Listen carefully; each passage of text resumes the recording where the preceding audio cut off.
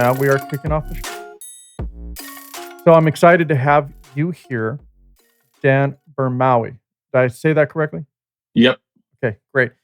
Came across a few of your posts on X is how I found out about you. Then I saw your videos, and then I saw that you had this Project X, this Project EX. It's an organization that you formed. And this is what I was really interested in. So I see what you had pinned on social media where you state, I left two religions, Islam and Palestine. I am a convert twice over, and once from Islam to Christianity, once from Palestine to truth. And then you go on to say a lot more. You rejected Islam at 18 and etc.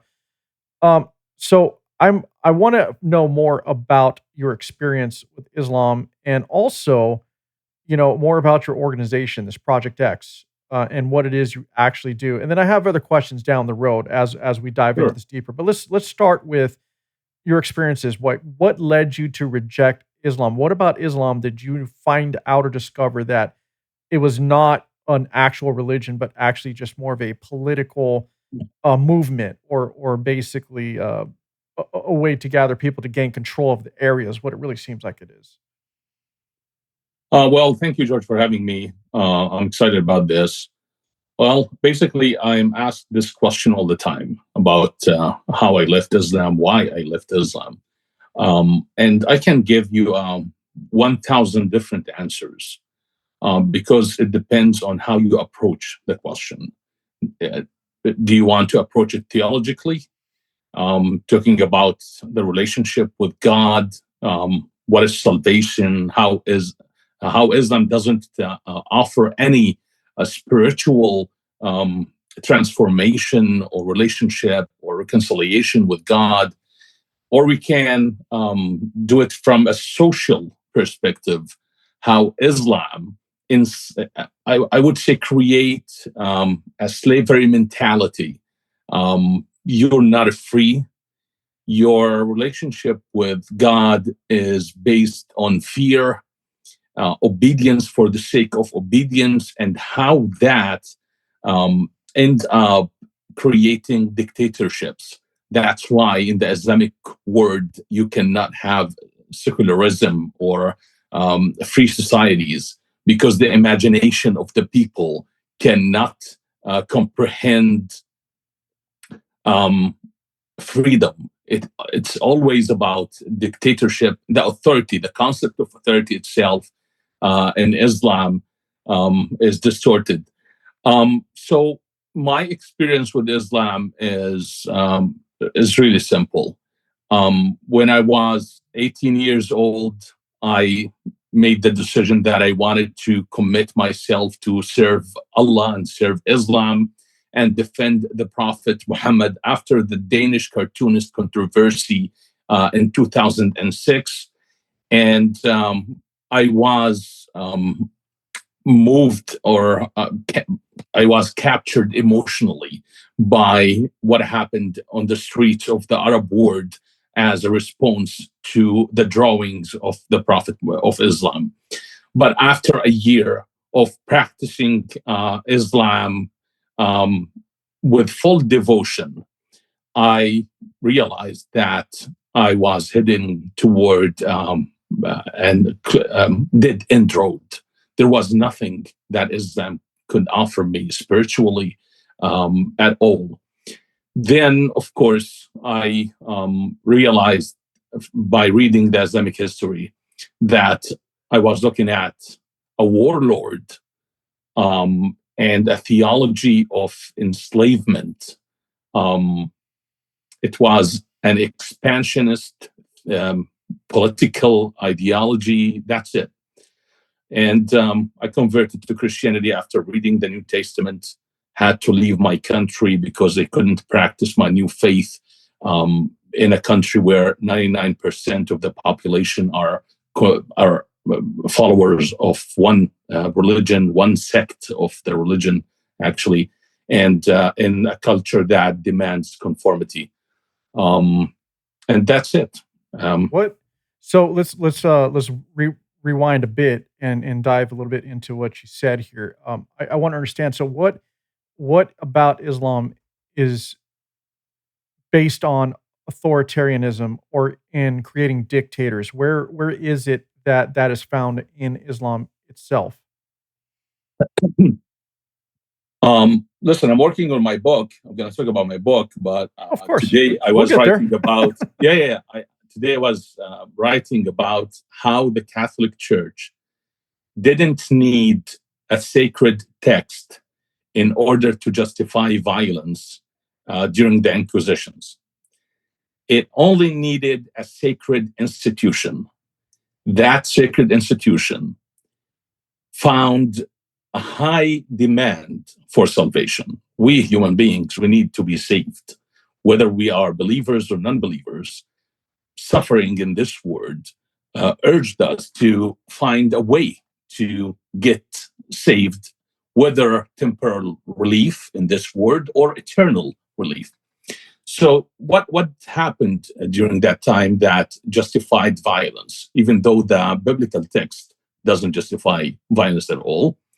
The church, as an authority, attached salvation to defending God and justified violence to protect the church.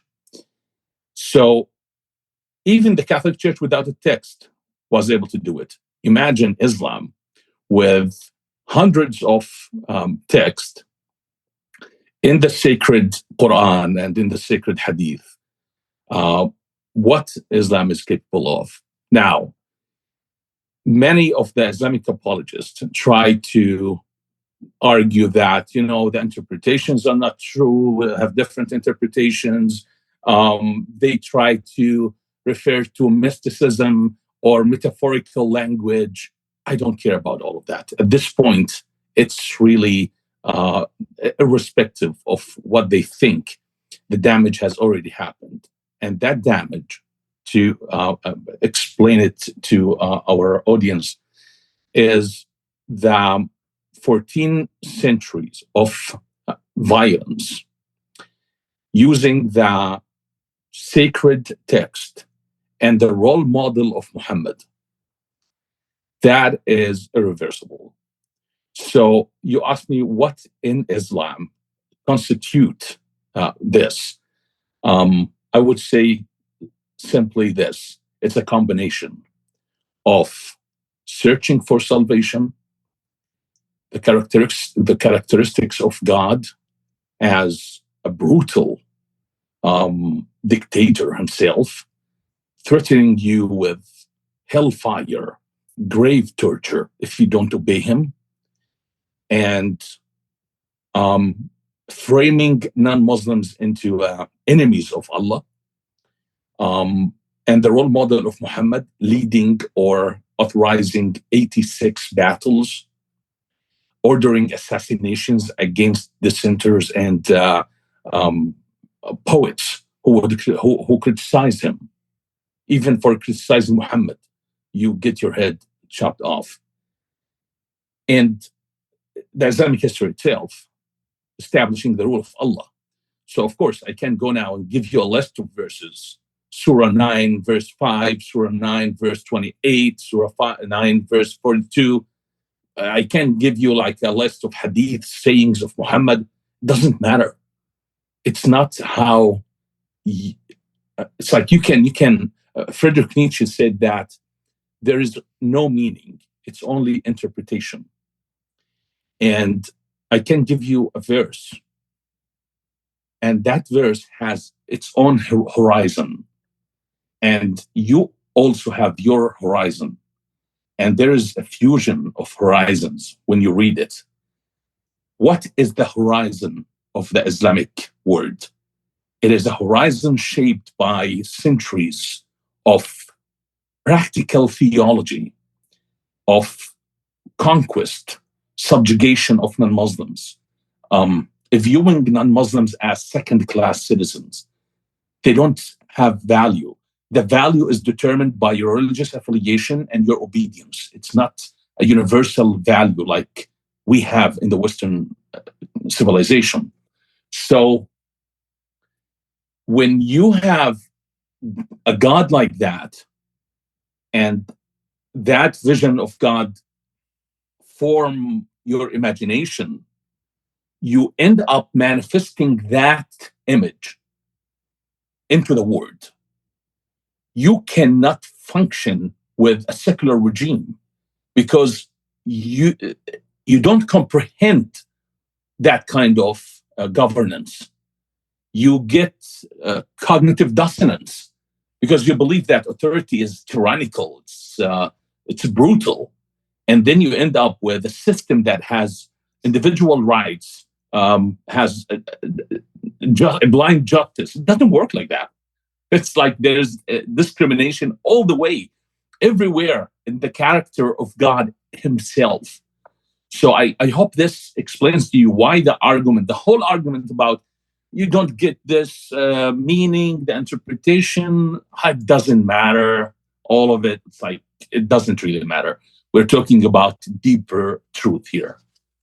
Yeah, that's always the rebuttal. That's always, you don't get the meaning because you're not reading it in the actual language or from the Arabic perspective. You're looking at it through a Western lens, so you don't understand, right? Oh yeah, absolutely. Yeah, that's always the rebuttal. Yeah. But you can see the repeated behavior throughout the centuries, over and over and over.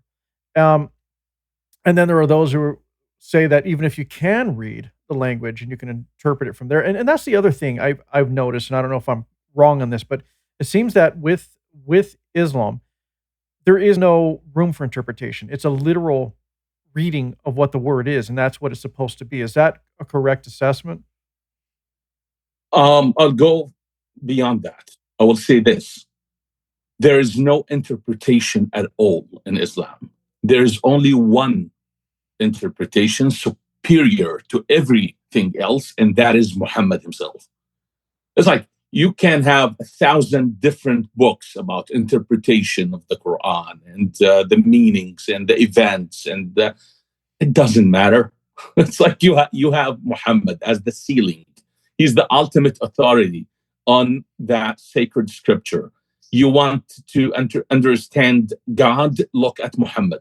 He is the incarnation of God in the imagination of Muslims.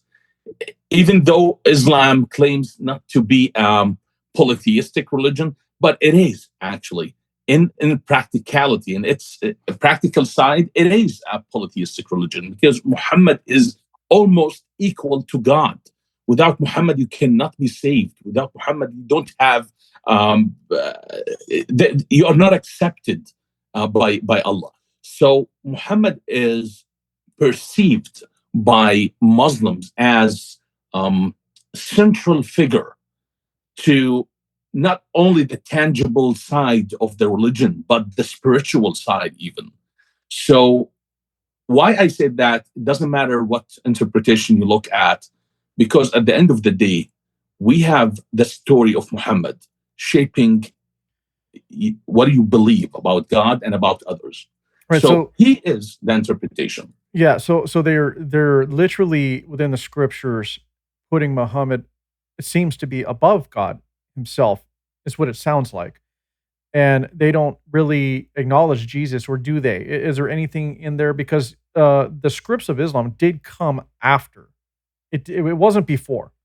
You know, Yeah. there's even evidence of mosques built on top of older temples that way predate Islam. Absolutely predate Islam.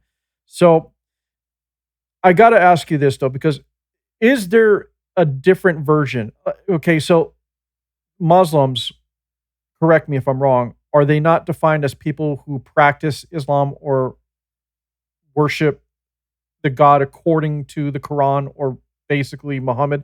Is that true? Is that the definition of what a Muslim is? Yeah, a Muslim who believes that Muhammad is the messenger of the creator of the universe. Okay, Yeah. so with that being said, what's the difference between someone who practices Islam, who's not supposed to deviate or have any interpretation, and that person who is considered an extreme Islamist? Is there a difference? Do people progress? Because we always hear stories how in some Middle Eastern countries or even cities, whatever, that they're kind of getting away from Islam a bit or being a little more progressive in their views. So I don't know if this is true or not, but is there really a difference? Is there an extreme Islamist versus someone who practices Islam, or is it all the same? No, there is no difference at all between Muslim and an Islamist. That is None. a made up term. Islamism is a made up term. It was embraced by the Western government after 9/11 in order to be able to contain or combat the Islamic terrorist groups without having to go against 1.5 billion Muslims. So they said, okay, we're going to differentiate between the so-called radical groups and the rest of the Muslims. So then the average Muslim believes exactly what we hear about people who are considered extreme Islamists. Every The single the Muslim West in the is, world, yeah, everything and this that's is not not the East or according to Muhammad's teaching has to go, has to be converted, or death to all infidels. Is that correct? every single Muslim in the world has to All of them. believe what ISIS believes in order to be a truthful, authentic Muslim. So then how is it that we can accept that any Muslim could be integrated into any culture then? They have to get rid of Islam. They have to push Islam to the back, and that's the problem, because the path of salvation in Islam is obedience to Allah. You have to adhere to all the commandments of Allah, or there is a very shortcut: jihad, martyrdom. You die in the path of Allah. So here's the thing: the extreme majority of Muslims, they don't practice true Islam because Islam is impractical. It's inconvenient. They cannot reconcile it with their reality. So they ignore it. They simply live as if it doesn't exist. But at the same time, they cannot condemn it because they know that this is the real Islam. So they always justify it. Hamas, performing jihad, they have to find a justification. Oh, it's resistance. Oh, it's, they are oppressed. ISIS, they would be like, ISIS was created by the United States of America, by the Western imperialists. Yeah, that's all bullshit, by the way. So anyway, it doesn't matter. It's like they will find a way not to condemn it, because they know they cannot condemn. If they condemn ISIS, they condemn Muhammad. I challenge 1.8 billion Muslims living in the world today to give me one single act that ISIS did that Muhammad didn't. One. So reality is not all Muslims are really true Muslims then. I mean, there's a lot of people that ignore. No, they have to come up with a new name for their religion. That's religion that has, unfortunately, even though we're saying they're not true Muslims, but their epistemological reality is Islamic. That what informs their knowledge of the word is Islamic, right? Even though if they don't practice it. So that's another dangerous thing. And that's what I'm trying to challenge. I'm trying to educate the West about Islam, but at the same time, I want to challenge Muslims to rethink Islam itself. It's like you cannot really wait until Islam takes over the world so that you can practice Islam. Because other than that, there's no way to practice it. You will go to jail. So anybody who is considered Muslim, because Muslim obviously always kind of like, at least in the West, we use the word to refer to a people, correct? And so it seems like there's no way to separate those who are just not religious people, right? They're a bit more secular in their views, but they're still classified as a Muslim or someone who would practice Islam. So it seems like there's no way for them to escape it. Is that a true assessment? That's true, but we need to be careful, because not all Muslims who identify with Islam wake up in the morning plotting against the rest of the world. It doesn't work like that. Yeah, I mean that's kind of my point. I guess I'm trying to make is how do we count for those individuals versus the literal? Yeah. First of all, we need to understand that the majority of Muslims who migrate to the West, they are coming for a better future, for better opportunities, for the freedom. But they would always ally themselves with Islam whenever the opportunity allows. However, they don't. They're not a threat by themselves, except if they are radicalized or if they are pulled into more authentic radical version of Islam through different Islamic movements in the West. Now, again, you're asking me a very difficult questions. I don't know how to answer it because I don't want to. I want to be fair to the majority of Muslims out there, but at the same time, I can't really think of a way, because the line between identifying with Islam and not practicing it and becoming a true Muslim is very thin. It's one prayer away, one epiphany away, one decision to be committed. So that's the danger. But I don't want to spread fear. I don't want people to start because this is wrong. I'm not saying be fearful of Muslims, all Muslims. That's not true. No, the majority of Muslims, again, they are not practicing Islam, true Islam. But unfortunately, I understand where you're coming from. But that's not what my intention is either. I'm trying to understand, because this is the way I look at it. It's like everybody says the Western world is Christian, but not everybody is religious or practices Christianity.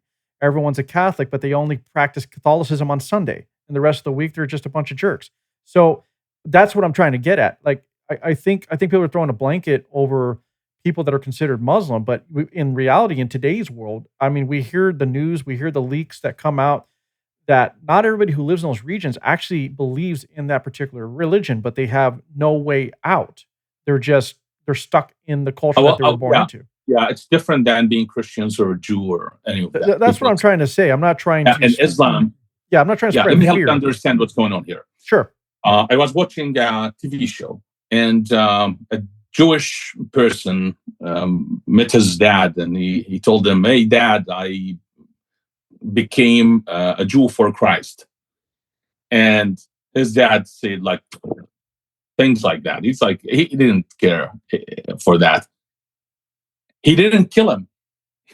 He didn't. There was like, it passed a few seconds. That's it. Okay, you're Jew for Christ. Who cares? You're converted to Christianity. It doesn't matter. Now, if you're a Christian and you tell your parents, I'm converting to Scientology, maybe they're going to have a conversation with you. I don't know. But they're not going to threaten to kill you. In Islam, it's different. Identifying with Islam means that Allah is your God. Muhammad is your prophet. The Quran is your book. You see the world from an Islamic lens, but it's not necessary that you practice everything in Islam, because you can't. Simply, you can't practice it. There are too many elements in Islam that are dormant, that you cannot practice anymore. Now, can you leave Islam and like be fine? Nobody's going to touch you. It's unlikely, because again, Islam doesn't give you that room. You are either in or out. If you're out, then you are the enemy of Allah. It's not an intellectual struggle. It's not a wrestling with ideas. No, it's affiliation to the tribe, to the nation, to the ummah. So that's why, as long as you are inside the borders of the ummah, the nation, the danger is real. You can't. The majority of Muslims go to mosque only on Friday, just like Christians go on Sunday. But the difference is Christianity, it gives you a framework to deal with the word. Islam doesn't give you only a framework. Islam interferes with every single detail. So that is the difference between Islam and Christianity, is that Christianity is a private faith. It is something that informs how you see the world, of course, but it's most about spirituality, about salvation, about metaphysical reality. However, Islam interjects itself into every single detail of your life, and it comes attached with violence. Your identity itself is connected to Islam. If I ask you, George, what are you? You might say, I'm American, I'm a man, I'm a father, I'm a Christian, right? It's like Christian comes number 4. But if you ask a Muslim, what are you? I'm a Muslim. That's number 1. That's what defines your identity. So that's why being non-practicing Muslim doesn't equate non-practicing Christian. It's not like that. Non-practicing Muslim is still a Muslim. So I hope that makes sense. No, I understand what you're saying, but it also leads to this, like, how are we not supposed to fear the conquest that is inherent in the practice of Islam then? How are we not supposed to fear those? Because here's the deal. If you're born into a culture to where you're encapsulated and captured and you have no way out, and when you want to get out, you're in fear of dying, right? And so even if you come to the West, people still will label you as a Muslim, so you still can't get out, it seems. So In the West, it's easier. People in the you West wants to leave Islam, they leave. They take advantage of the freedom here. But okay. unfortunately, Muslims in the West, they become more radical, more devout to Islam, because now they are living behind the enemy lines, the enemies of Allah, of course. And obedience to Islam becomes allegiance. Right, right. But now we're talking So, about someone who takes it from the extreme view, right? Tries to live the no. life. It's not extreme view. This is like the view of all. It's If just there are the view. Muslims, There's no such thing as extreme. no. This is like the view. If you are living in a non-Islamic land, Yeah. then you are living behind the enemy lines. Yes. It's like I can look into the eyes of every single Muslim in the world who confess Islam as his religion and tell him this: a non-Islamic land is an enemy land.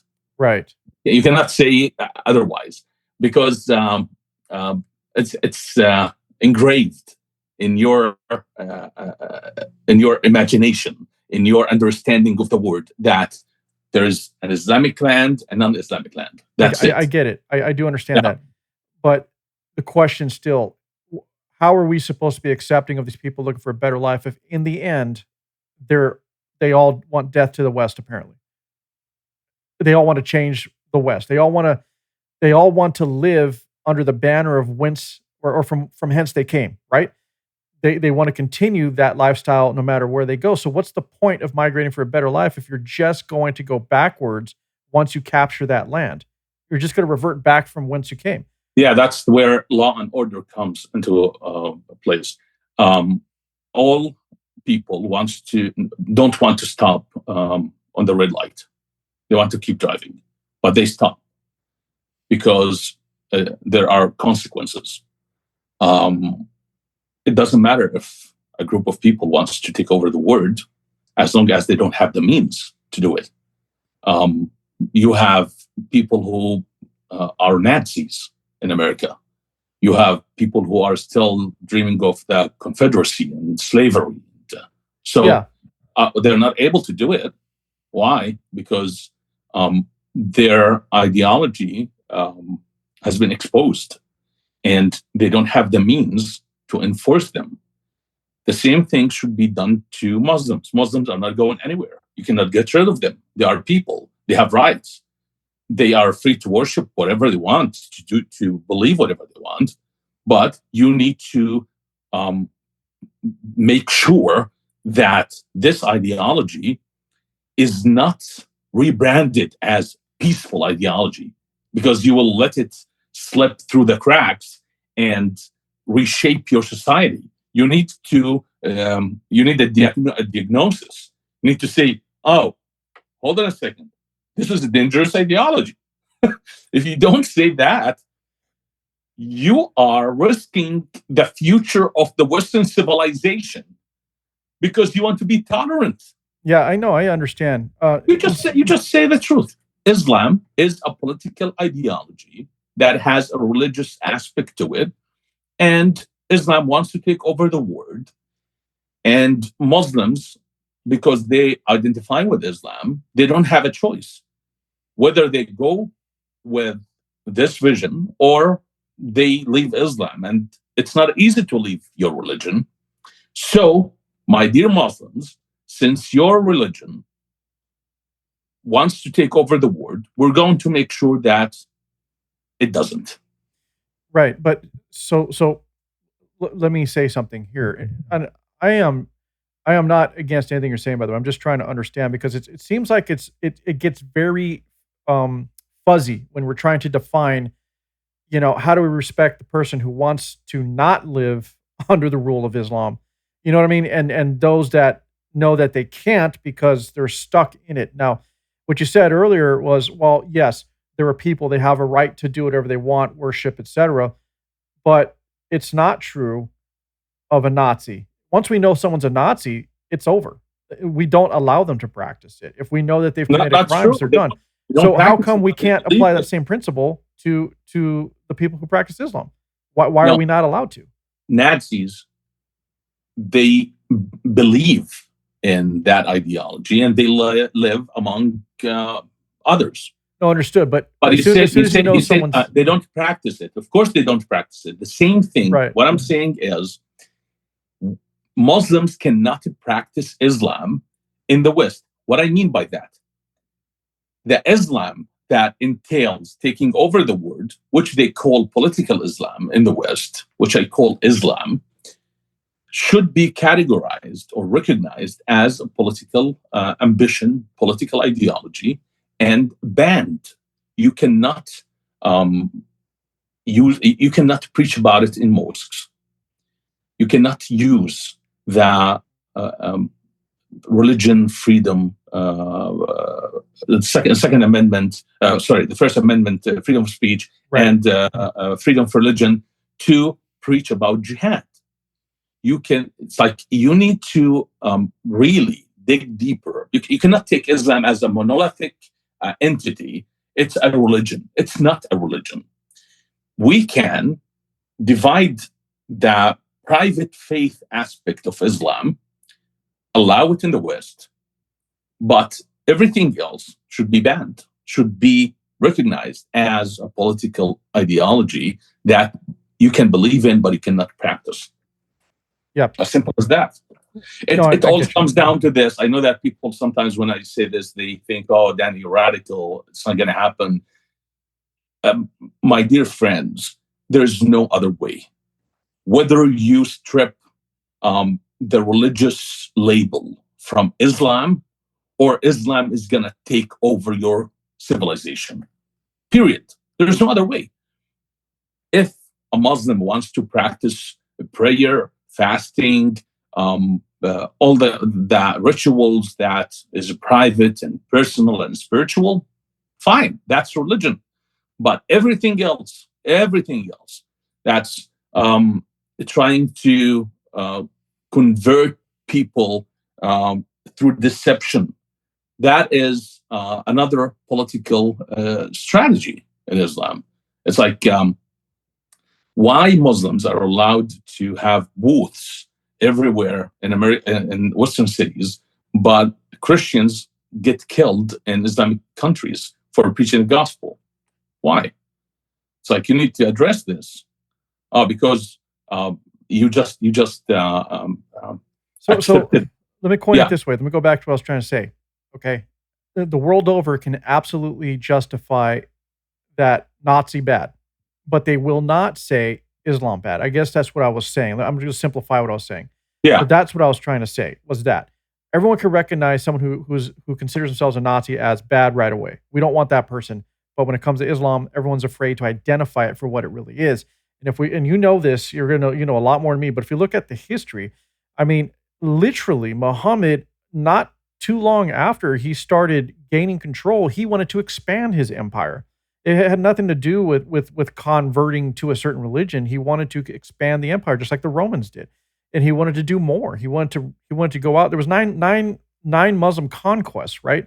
And then we can talk about the Inquisitions and whatnot, but those were in response to the Muslim conquests. Absolutely were. We have an evidence, historical evidence. The Patriarch of Jerusalem sent a letter to the Patriarch of Antakya during the siege of Jerusalem. The Muslim troops were about to enter Jerusalem. And in his letter, he said, the Arab gangs are asking us to pay the jizya, or they will enter the city. The Patriarch did not mention they are asking us to convert to Islam.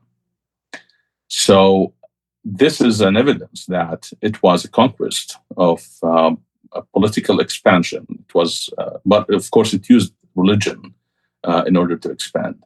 But going back to your point, it's like, yes, a Nazi is a bad person, but we cannot say all Muslims are bad. No, not all Nazis are bad, because if you're born into a Nazi family, it's not necessary that you believe or you want to practice it. So we say Nazism is bad, not the people, because we don't know. Every person has their own version, their own journey, their own understanding. We don't attack people. We attack the ideology itself. I don't care, because you can be a Muslim, but your worldview is shaped by different circumstances. Different. You get the point. It's like I understand, but I can't at all say that Muslims are bad or Muslims wants to take over the world. Or I would say that. You would never hear me accuse Muslims themselves. Right. But that the ideology. Just a second, please. Yeah. I just said that the ideology itself condition its followers to be afraid, to be terrified of not obeying Allah, if asked to. Otherwise, they will be considered apostate. So the ideology is dangerous, and Muslims are the victims of this ideology. So what do you want me to do?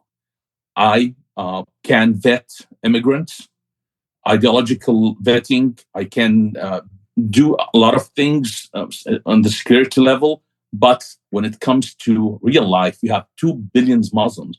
I cannot say that all of them are a threat, or because it's not practical. I will be like,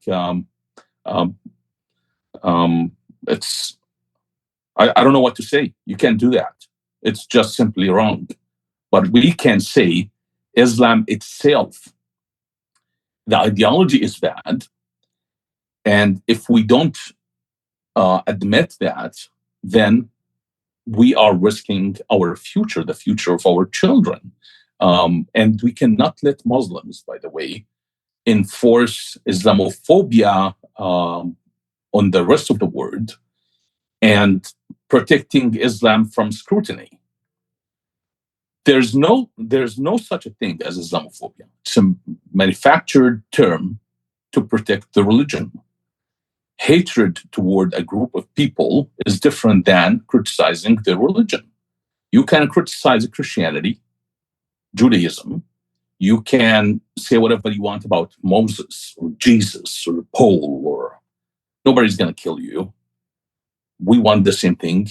We want to be able and to be free to criticize Muhammad, to criticize the Quran, to tell the truth, our truth, what we see to be truth about Islam.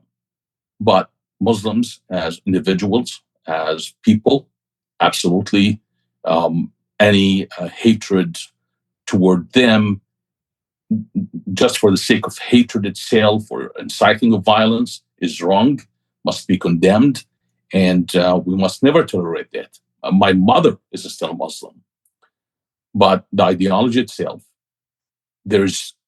you cannot protect the ideology because you don't want to be or to seem racist.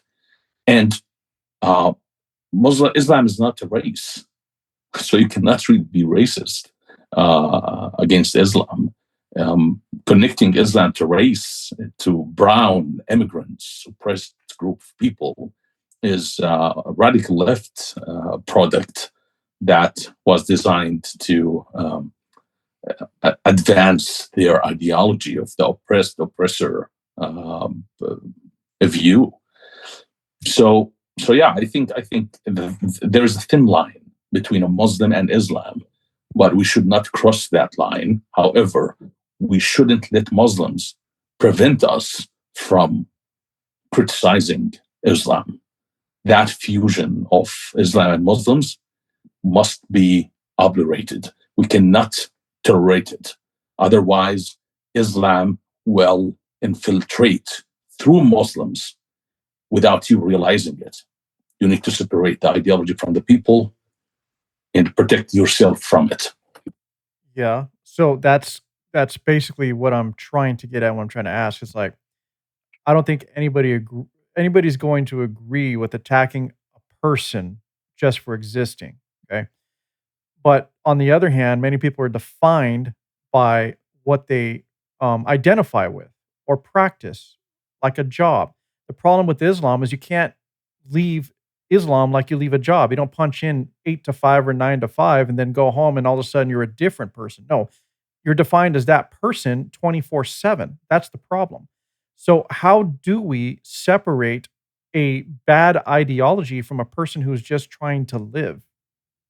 Again, you just have laws in the land to protect you from whatever that ideology entails. Similar to what's going on in Italy and whatnot, and these other European nations lately, where there's like, okay, you can't wear the headdress, you can't do certain things anymore that are part of your religion. I mean, is that a way forward in suppressing some of that?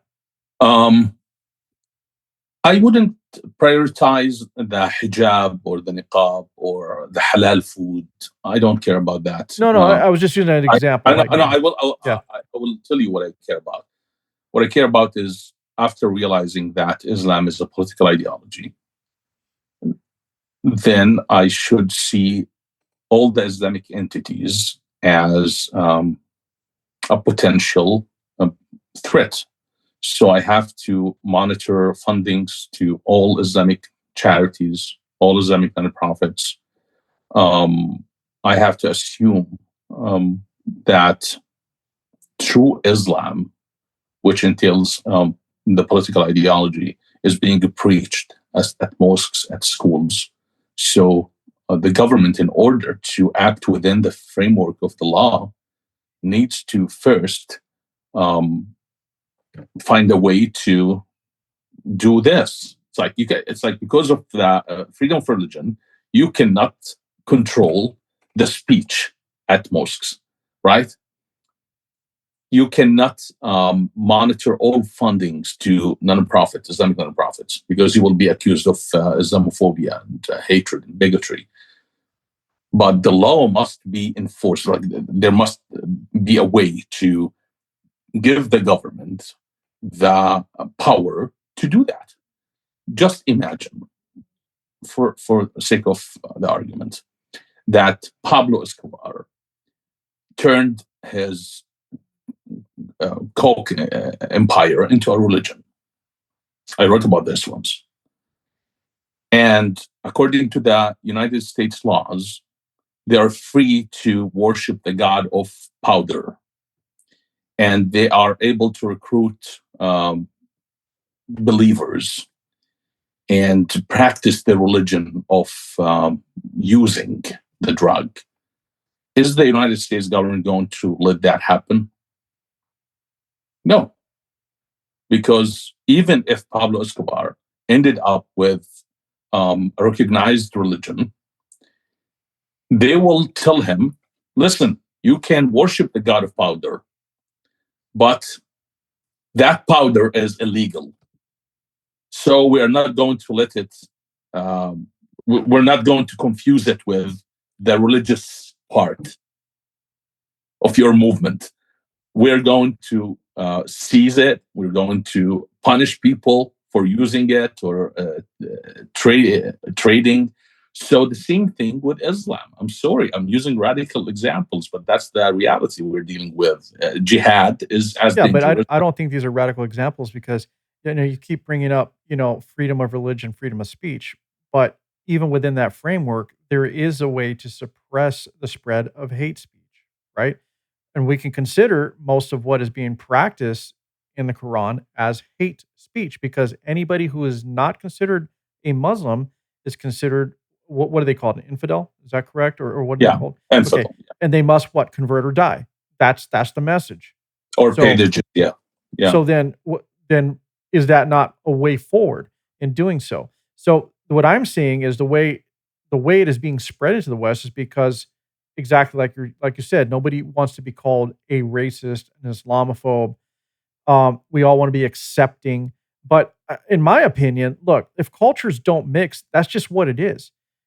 We don't always have to meld together. We don't. I mean, how many Westerners are moving to the Middle East to set up shop and start a new life? You don't see Many are it. moving. Many are moving to Dubai, to They're- United Arab Emirates. right, Why? but it's not the same. Not an It's Islamic not country. It's not an no, Islamic country. No. it's not the Uh, same as what we're seeing on the other side of it. Oh, yeah, absolutely. But I have to say this: the United Arab Emirates is being used by all Muslims around the world to argue that you see Islam is capable of building a civilization, but that's not true because everything Dubai represents is imported. The laws, the values, the economy, everything. Everything about Dubai is all about money. Everything they're doing It's is about important. economics. That's the most important thing. That's all it is. Imported system. Yeah, Everything about it. So it's- you cannot claim it is Islamic by No. any way, shape, or form. it's the same reason China turned to Yeah, capitalism. of Their course. system was failing. That's exactly what Dubai is. All it is that whole thing was just an economic movement. So again, So is the point clear? You need to differentiate between a private faith that doesn't have a social catastrophic consequences and hate speech, or not only hate speech, but a political strategy, war strategy that's targeting the West. You cannot consider it to be part of that private faith. You need to differentiate between the two. But the problem is when they try to differentiate, they ended up with Islamism and Islam. They said Islamism is not connected to the sacred text of Islam. It's a political movement emerged in the mid 20th century in the Middle East. That is disastrous because no, we need to differentiate between two outcomes of the same text: a political outcome of the same exact text of Islam, and a spiritual ritual practices, also the outcome of the same text. The political side is not separate, is not, it was not the result of Western imperialism. It was not the product of political movement that hijacked the label Muslim or Islam. No, not true. It is the product of Islam itself, its sacred text, the life and actions and sayings of Muhammad, and the historical reality of Islam. well, everything you're saying is a lot that I have been saying. What you just said, by the way. And Great minds think alike. I get criticized, but the reality is I did a dive into the history. Like where does this extreme terrorism come from? Everybody always blames the US for it. And it predates. It goes all the way back to the mid to late 1600s CE. I don't even know if I'm pronouncing this right. The Harajites, right? Or the Harajit. And they were the people that were known to practice this extreme terrorism against their own people, other Muslims. They didn't care about the West back then. And they did this all the way through about, I think, 12. You're talking about the Khawarij? Yeah. Well, like I said, I can't pronounce it. Not only the Khawarij. The Khawarij is used by Muslims to exonerate Islam. They say, Right, right, right. Art invented terrorism. No, Muhammad invented terrorism. No, understood. But what Yeah. I was researching was that the first acknowledgement of terrorism on record in history was Yeah, they was see that. them as a Yeah, very and I know it goes before that, but it's crazy that to think that everybody believes America created this terrorist like this mindset, is and it this is goes back over, like you said, almost 1400 years. in the 60s. The left, the radical left, they wanted to blame America for everything, especially with the war in Vietnam and the emergence of new ideological or new school of thought that is connected to postmodernism, relativism, and post-colonialism. It's like America is an imperialist power system. America got here to this greatness as a result of colonialism and imperialism and abuse of power. And when communism died by the fall of the wall of Berlin, they needed something else, a structure to lean against with their ideology. So they found Islam. So Islam actually is the alternative that the communist, Leninist found in order not to give up their ideology. It's as simple as that, because Islam has the same characteristics of some of the characteristics of communism. So they found an alternative, a safe alternative. And through Islam, they can keep attacking the West. They can keep attacking America, capitalism. So they had to say, in order to justify Islamic terrorism or exonerate Islam from terrorism, to say it is a Western invention.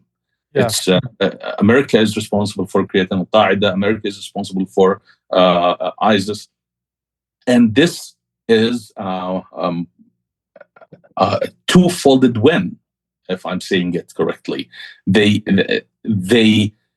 get to blame the West, which serves their agenda, and at the same time, it empowered their alliance with Islam. So yeah, it goes. You can read. There's a book by David Howitz, the founder of Howitz Freedom Center. It's called The Unholy Alliance. You can read about all of this in that book. Yeah, I've heard about that book. I haven't read it, but I have heard it about it. And a lot of people don't realize that even Afghanistan at one point was a communist nation. They were, and even Iran was on. That's true. Yeah, Yeah. And Iran too, at a time, was communist. We're going down that road. So I guess a lot of people attribute terrorism to the U.S. because of our involvement, but the intent was to stop the spread of communism, not create terrorist organizations.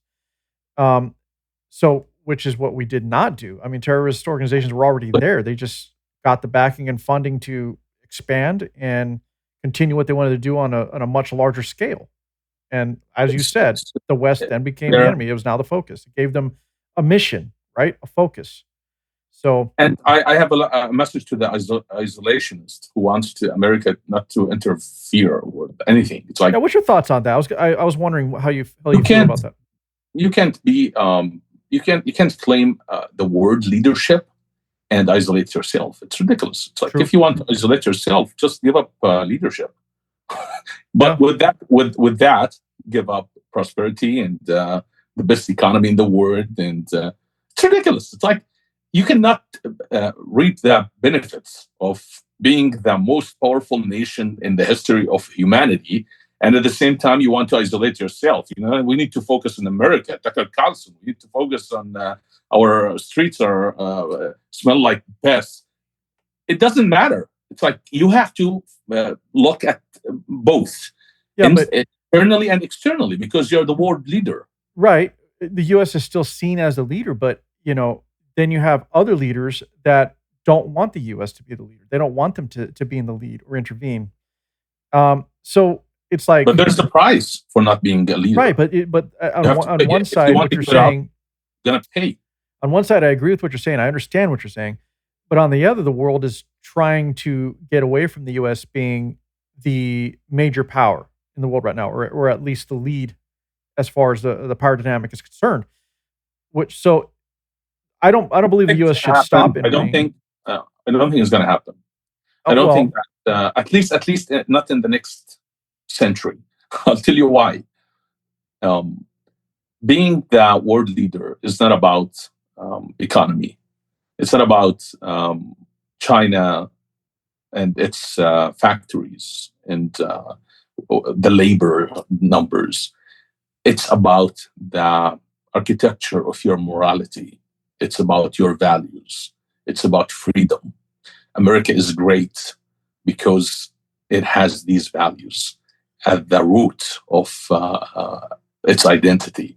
America became rich because it has these values. America became rich because it's great. It doesn't become great because it's rich. So people get it backward. It's like, we are rich, so we are leading the world. No, you're leading the world because you're great. You became rich out of that greatness. Are these values at risk? Yes. Are they abolished? No.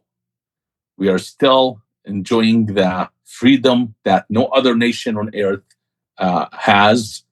Just look at the UK, for example. It's a dictatorship. It's like if you tweet, if you post something on Facebook, you go to jail. It's like in China, oh my goodness, you cannot even compare that. It's like, listen, there are elements for greatness. And China, it doesn't have any of these elements. Freedom is at the center of being a great leader. And America is still the land of the free. So my message to the isolationists is like, don't even think about it. The moment you think you can isolate yourself, you are giving up your morality or moral responsibility. And if you give up your moral responsibility, you're giving up your values, which made you great.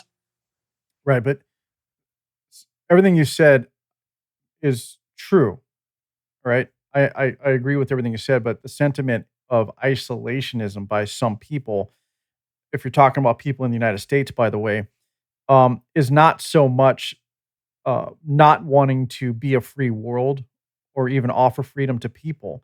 The sentiment comes from those here that don't want to keep spending our tax dollars funding wars. And that's what people are concerned with.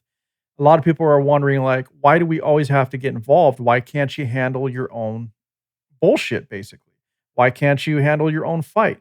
And I'm not saying I agree with that. I'm just explaining to you what you're the big brother. Yeah, where that's coming from. Yeah, but you're as the big brother, you have to be there, present, ready to be responsible, to lead, to provide wisdom and guidance, and sometimes through strength. I will give you an example. The catastrophe that we're witnessing today in Syria, I believe it is the natural outcome of the Americans' desire to end wars. Look what we have today.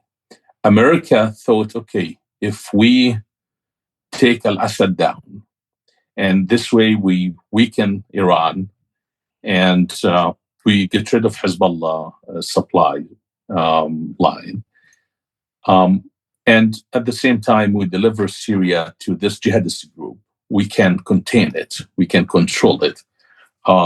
This way we don't have to, prolong the war, and we will contain it. It's manageable. So this way we are not spending money in the Middle East. Now look what's happening. There is no such thing as shortcut to peace. The jihadist regime in Syria, even as they are trying to gain international recognition they couldn't behave themselves. It's like they couldn't for few months until the world accept them. Yeah, but they massacred the Alawites, and today they're massacring the Druze. Now, if America didn't make this decision and they kept al-Assad, because there's no other way to rule Muslims, unfortunately, in the Islamic world, except through the religious government or the dictatorship. There's no other way. If you kept al-Assad, you had to fight Iran. Well, maybe you will have a longer war, but you will make sure that jihadists are not ruling one of the most strategic, important nations in the Middle East. So there's a price for trying to end wars. Yeah, but same thing with, so the argument is we need perpetual war to keep it from getting out of hand, like before, to keep it from becoming a bigger war. And at the same time, it's as if it's being said that, you know, we can't afford for the US to not exist and get involved in everybody's everybody's squabbles. If the United States is going to keep doing that, the same thing over and over again, right? That is stupidity. They cannot expect different results, right? So what is the solution then?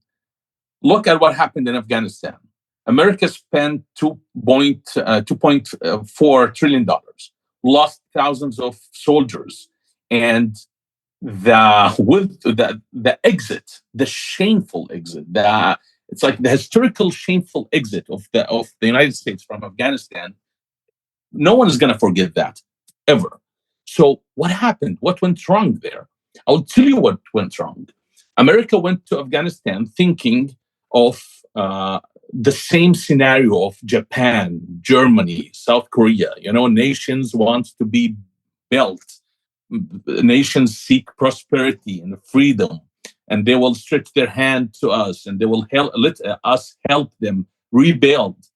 That misconception, that assumption that every single body in the world is similar and they think like us is disastrous.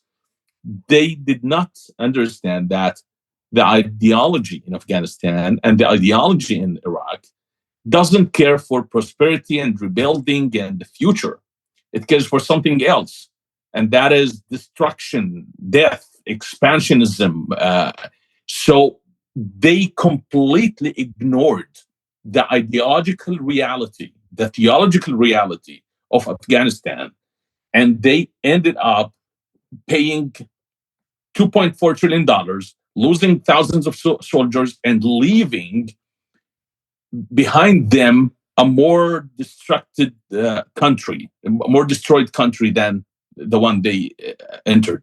So instead of American organizations funded by the government going to Kabul University teaching about transsexualism, they should have done something else. They should have tried to dismantle the theological structure that shape the reality of these people in order to focus on the future, not on death and war and struggle. So if America wants to keep doing what America is doing now, or what has America been doing for the past 20, 30 years, then yeah, I support the don't interfere position. Why bother? But America has to do it in a different way. It's like, instead of replacing the Wilaya project in the Middle East, the Wilaya is the Shia Iranian vision of governance. Instead of replacing it with the Sunni Caliphate, you keep fighting the Sunni Caliphate and the Shia Wilaya and end both of them. But keep alternating between both only gives you ceasefire. That's it. You will keep ping-ponging between fighting the Shia and then fighting the Sunnah. Every 20 years, you have you're sick and tired of the Sunni jihadism. Let's go to the Shia Wilaya project. You're sick of them. No, it doesn't work that way. You have to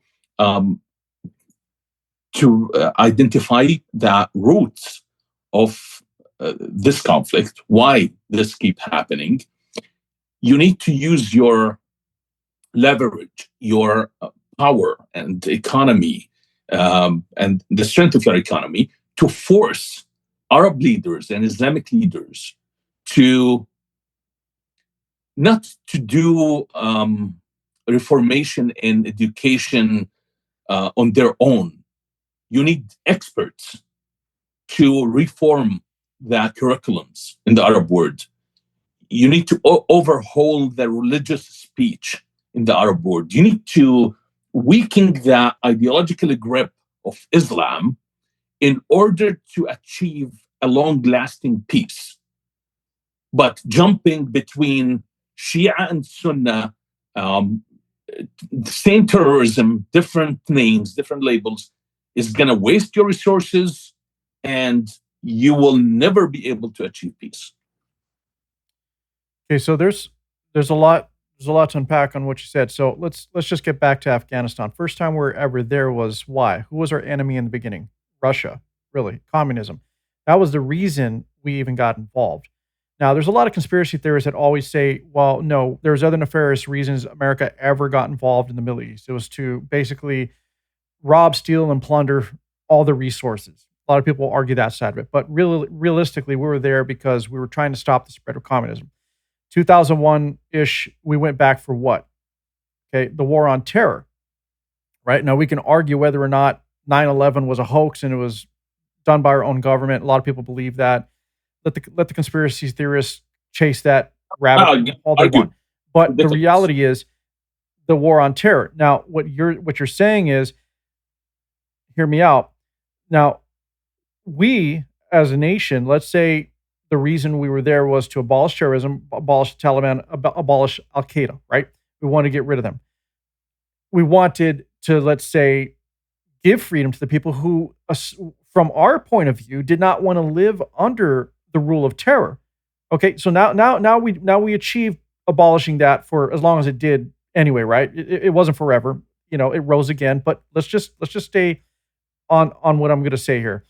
Yeah. Okay, so now that that's gone, and there's the opportunity for the people to finally step up and accept that they may even have an opportunity to have freedom, they chose not to, or were they still afraid to do so because they were still in fear of the remnants of what might be left from these terrorist organizations? So what the problem we're having is, and everything you're saying in the solution that you're proposing, I understand what you're saying, but it's almost like America has to go over there, take all the land over, rule it, eradicate their way of thinking, and try to make them a different people.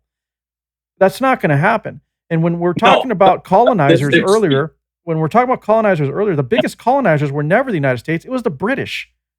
They're the ones who went in and took over the Middle East years ago and ran it. They ran out of money and resources, and that is why the U.S. was asked to step in and help the British. But that's what happened way back then. So what is this? What is the solution? Afghanistan was a huge, it was a big debacle, right? The way we pulled out was stupid. It never should have happened that way, ever. And I'm not disagreeing with you. But what I'm hearing from you and what I'm trying to understand is, how is it moral for us to go and take over a people and try to convert them to become something else other than what they want to be? I'm not suggesting that at all. I'm just saying utilizing American power in order to make a difference. For example, Egypt, I believe their U.S. aid is, I'm not sure if it's 1.7 billion or 3 billion, something like that. I'm not sure. Anyway, we can find out. If the United States asked Egypt, like, yeah, we want to give you $1.7 billion, we're giving them to you anyway, but can we talk about your curriculums in schools, what you're teaching your children? It's like, it's legitimate ask because you want to protect your international interest. and national security. So you need to make sure that Ayman al-Zawahiri, another Ayman al-Zawahiri, is not graduating from Egyptian schools. So does America do that? Absolutely not. They don't care about that at all. They only care about integrating diversity into the curriculums and talking about homosexuality. And who cares about that? True, but those things did come later. So what about before all of that was the movement? We were still giving money and aid to many countries in the Middle East. And I guess, based on what you're saying is we weren't holding these countries accountable. It's like, sure, you want the money, you need the funding, but we don't believe in the way that you're running things. We don't believe in the basis of what your culture is built on. I mean, that is, we're then on the danger of becoming an authoritarian government trying to take over the world. It's like imposing our view and culture on another. Giving you money. Listen, I'm giving you money, a lot of money. And by the way, it's not only the $1.7 billion that the Egyptian government gets. I don't have the number now. I'm going to research it. I'm making a note here. But I believe it's tens or hundreds of billions of dollars every year that goes to Egypt. No, you're right. Just a second. Right. Through the nonprofit organizations, from the American money, from American organizations. Yes. Now, America can use that for the good of the people. It's not being tyrannical authoritarian. That's not true. I just want to make sure. Listen, my friend, I want to help you, but please let me just take a look. What's going on here? Okay, your second class. I'm sorry. Your the book of religion the book of religion in the second year at school is teaching that the companion of Muhammad, Abu Ubaidah, beheaded his own father because he was an infidel. Right. Can we just remove that, for God's sake? You cannot keep this and keep getting $100 billion a year from me. So I'm not throwing some imaginary impossible asks or requests. I'm not asking the United States government to be authoritarian or colonialist. I'm just asking very simply, you need to recognize, okay, the Islamic countries and the Islamic governments, they have to appease the fundamentals in their nations. And of course, this is what happens. I'm not making this up. If you have a president or a king in the Arab world, in order to prevent the Muslims who are fundamentalists, who are very religious, from interfering with politics, they give them authority over everything in the country except politics. So they ask them, don't interfere with politics, but go and do whatever you want with the education. They deliver the education department to them and to their ideologues. Now, can the United States of America make a difference using its power, utilizing its resources? Absolutely. The fact that the US is not doing it is because the US administration, one after the other, is surrounding themselves with idiots, with eggheads in academia who don't understand Islam at all, or who believe that Islam is a peaceful religion, but there are different interpretations, or leftists who believe Islamic terrorism is the result of imperialism, or Muslims who would never admit that Islam is a problem. So I wrote an article about this. I said the counselors of collapse. I called them the counselors of collapse. They are the counselors who are not giving a true counsel to the lawmaker. And the result is wasted resources, trillions and trillions of dollars, American lives, and we haven't moved even a step. We're still at the same square. So as far as money goes, I don't know the exact number in Egypt either, but I've done a lot of research on that in previous episodes. I can just tell you that if you combine territories and countries, every year the U.S. funds over 240 territories and countries combined. Period. The number I do know is, for example, like with Israel, 3.2 billion every year, regardless. Now, the argument has always been with some of these funds that a lot of that's supposed to come back to purchase military aid or supplies, et cetera, maybe even food. But it's not just that minimum amount that we send every country. There's always more to that, like you said. So I get what you're saying. It's like you want this support, but for us to support you, we Conditional. don't support this view. So you got to make an adjustment if you want to continue to get that money, right? So I understand it, and it's not a bad idea. I get your idea, but we're also on it's a slippery slope to where we can be on a downward spiral of becoming that nation of, beyond a superpower, literally just always dangling the carrot over another country's head and saying, if you're not us, You have to we do can't it. help you. Sometimes you have to do it. Sometimes you have to realize that. So should every country be like the United States What do you mean? in terms of how the United States lives? It's well, not even that. In terms of their freedom, our democracy, etc. Is that what you believe?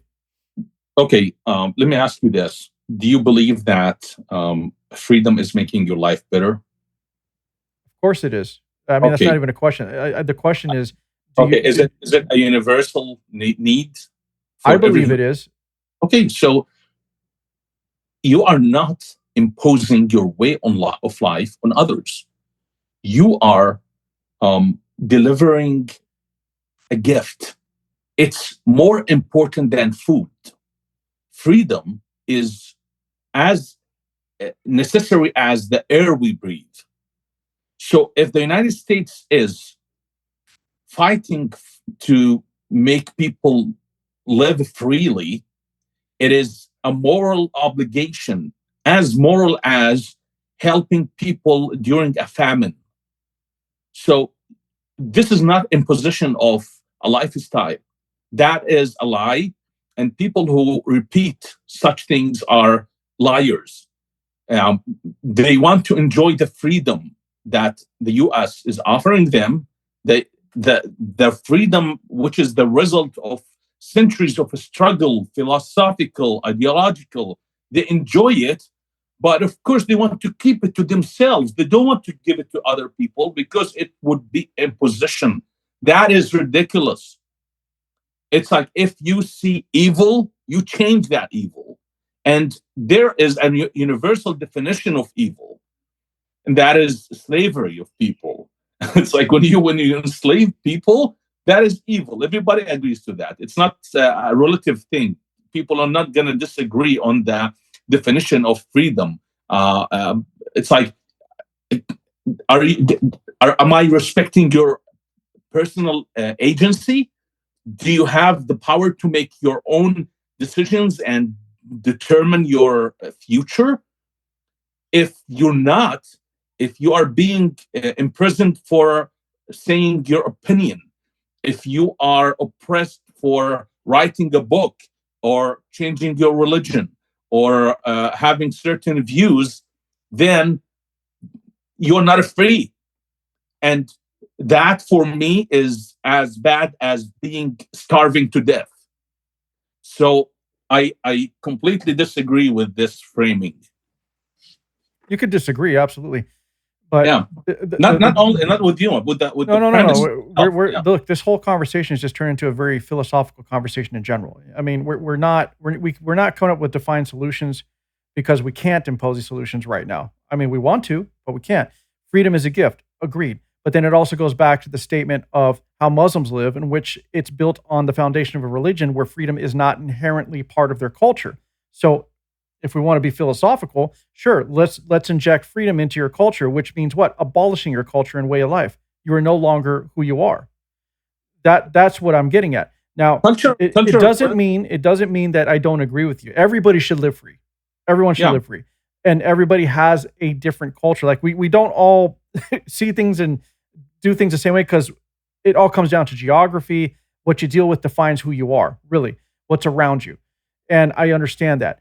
But when we're talking about example, again, going back to Islam, as you had stated, and as it is written, it is not a basis of freedom. It's not built on freedom. It's based on subjugation. It's based on control. And if we wanted to change that, okay, and if you have a culture, for example, that is defined by that religion, and that is the basis for the culture itself, then you'd have to abolish the culture to move forward and be free. Uh, Not the people. I'm saying I'm not saying abolish the people. Listen, again, to the moral obligation thing. Mm-hmm. Somebody is starving to death, and you have the power to feed them. Then You feed don't them, care. You don't really care about cultural relativism. You don't care about if somebody is trying to commit suicide. You jump and you help them. I agree. Yeah. So when suicide and starvation to death becomes cultural difference, that is dangerous. It's not a cultural difference. If somebody is attributing their suicidal way of life to religion, you don't let them do that. I can imagine the U.S. government interfering and forcing the Jamestown people, and it's like arresting all of them before they kill themselves. It's like, wasn't that a religion?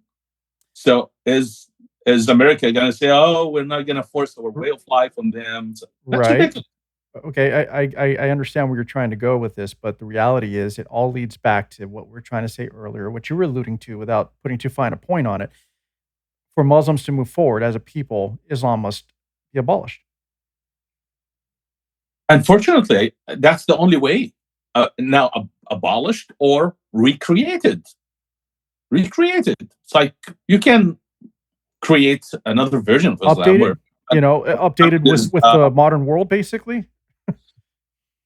it's like we can do it. I believe it's doable. What we need is enforcement and education system and a system that controlled the religious speech. And with the globalization and social media today, I think this is what I call the mission of Project X, my organization: desanctifying the sacred, the religion that keeps giving violence and hatred and aggression and slavery. So what do I mean by desanctifying? Desanctifying is I'm not afraid anymore of this, of criticizing this, of not believing this. I can identify as a Muslim, but I don't really care for what Muhammad did or didn't, what he said. You know what I mean? It's like I need the Islamic world to achieve this intellectual or mental state where I don't need to leave Islam in order to embrace universal values. How do I do that? Desanctify Islam in the mind of Muslims. I don't want to leave Islam. I don't want to abolish Islam completely. Just desanctify it. Okay, we are reading the Quran. Muhammad married his daughter-in-law. That's ridiculous. I'm not going to defend Muhammad, but I'm a Muslim. That's. I want Muslims to reach this. It's progressing as a people, as a culture. Really, is what it is. How do you do that? By telling the truth, right, to Muslims, not by protecting Islam, not by saying Islam is the religion of peace. Yeah, you don't help Muslims. You are keeping them locked in. Yeah, I get everything you're saying. I understand, and look, this is a conversation you and I can have for I think 2,000 hours or more easily. Let's talk about your Project X, because I did want to get to that. You brought it up a little bit. Can you please explain what it's about and what you're doing to help educate people about Islam? Because I know that I was going through it. Like you have some videos. You do a lot of articles and blogs. You write books, and you have a new one that you've written that's coming out or you're working on. So can you please go go over Project X a little bit more for us? Project X is the result of the response I witnessed after October 7th. The response in the West, the sympathizing with the terrorist, and the attack, the attacks on the one democratic state that is fighting a war on behalf of the rest of the free world. The misunderstanding of the nature of the conflict with Islam. It's a civilizational war. It is not resistance. It is not social justice. So Project X is simply an attempt to educate the West about the nature of the threat Islam poses to the future of the Western civilization, and at the same time to challenge Muslims to desanctify the sacred history, sacred text. We do that through producing knowledge, analysis, media production, and our end goal is also to influence the lawmaker in order to protect the Western values. Because if Islam is given the power of legislation, you are jeopardizing the entire system. It's going to collapse. So Project X is still at the beginning. I have received support from friends who believe in what Project X is doing. We have board members. We have a 501c3, but we are still at the beginning. We're trying to raise funds so that we can produce more content, do more advocacy and lobbying. And I believe this is going to be big because the way people are looking at this is shifting. For a certain period of time, they were like, oh, yeah, it's Islamophobia, I don't want to get there. Right. But now people are coming to realize, no, this is real threat. This is real thing. We need to look. You need to stare in the eyes of the threat and tackle it. You cannot just keep ignoring it. So people can get to understand what I'm doing by reading my content on X, Dan Burmawi, and go to the website, project-ex.org. They can subscribe to support the work, or they can donate to Project X. And hopefully on October 7th, my book is going to be released about Islam, Israel, the conflict, the Western civilization, the future of the West, reformation in Islam, what to do, what not to do.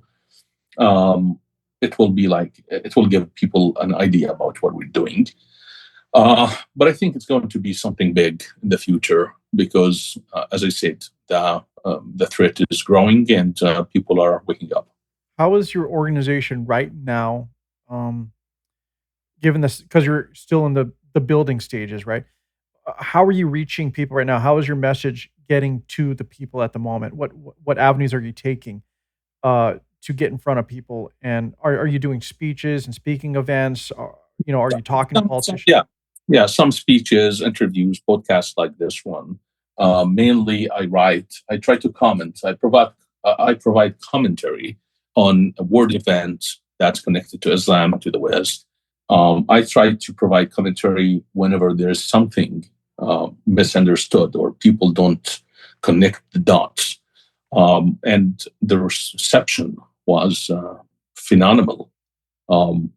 In almost 6 months, we got more than 70 million views for our content and 60,000 followers on X alone. And people are resonating with the content and with the fresh perspective and the unique analysis that Project X is providing. How many of those supporters do you think are people who are labeled as Muslim themselves? Supporter? Yeah, supporting what you're doing. Because we spoke earlier, and there's people that don't necessarily align with it, but they're born into it, and they're just stuck in that cycle. Yeah. Do you think you're getting any support from those type of I, people? I believe I get support. I get a lot of support from ex-Muslims, or I get messages. I actually have a lot of these private messages from Muslims who still identify as Muslim, but they're not Muslims. Right. So right. I wouldn't. I doubt that I have support from Muslims because, as I said again, there's Well, yeah, no, I guess I meant X or people who are not wanting to. you can't identify as a Muslim and tolerate or entertain criticism. No, I understand. You said that earlier. What I was getting at is a person who we call a Muslim, right? Like I'm a Westerner. I look at you and I say you're a Muslim. It doesn't mean that person. Thousand. At least 10% of my supporters, my followers, are Muslims who no more see Islam as their religion or what informs their worldview. That's good, honestly, for everything that you're trying to do to educate. Millions of Muslims are leaving Islam every year. Trust me, millions. I'm not exaggerating. I have been involved. I've heard that being said. I don't know the real numbers, but I mean, that's it firsthand. Yeah, is that a result of just people realizing that they're being stuck in the past and under an authoritarian way of life? The internet has given them a chance to. It opened them up to the modern world, like to see different narratives. Mm-hmm. Evangelism. The church is doing a lot of work in the Islamic world. I have been involved in Christian ministry for 15 years. I have seen thousands and thousands leaving Islam.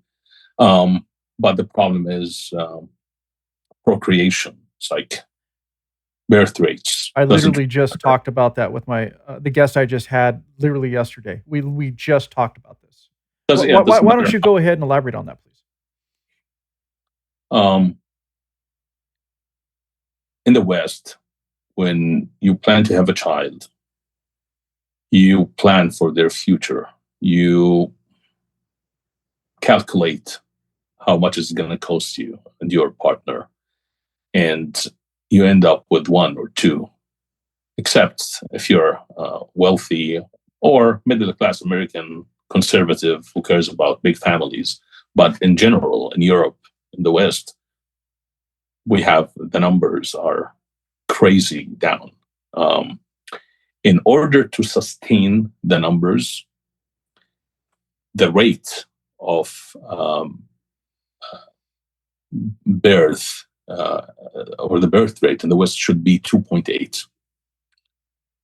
What we have to do is 2.1 or 2.2. The Islamic country, it's different. Some Islamic countries are being affected by,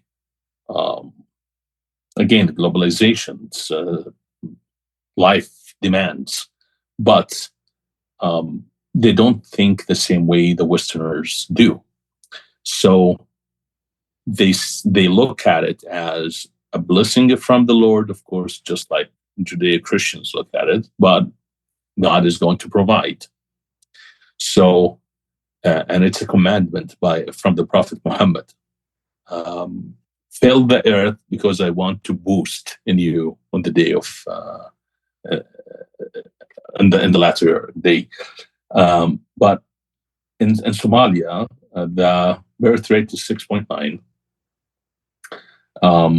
In other Islamic countries, I wrote a piece about this. 4.5, 5.2, it's crazy numbers. But what is scary is when you look at the birth rate in Europe and you compare the indigenous people and Muslim immigrants, you see the trend and the pattern and what's going to happen in the next 10, 20, 30 years from now. It's very predictable, very easy to predict.